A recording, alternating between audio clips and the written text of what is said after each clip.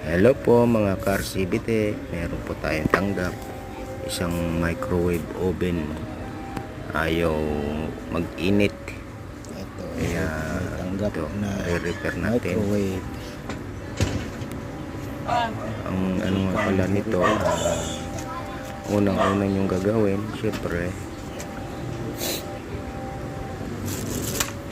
alisin sa saksakan, tapos buksan, tingnan kung sira ang fuse, kung sira ang kapasitor, diode,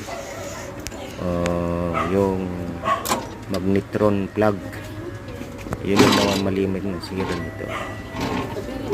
Kaya eto na, ito po ang nakita ko pong problema ay fuse lang, kaya maliit lang naman ang charge nito, kaya matutuwa na ang may-ari. Yun lang ang mga dapat yung hanapin sa mga problema ng microwave.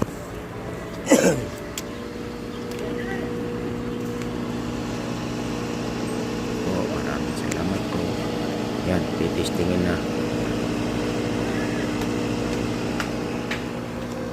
Yan, okay na siya kanina.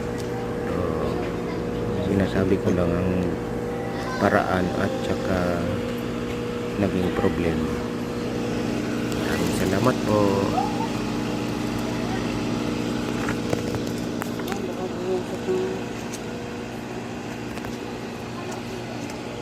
Testing na testing.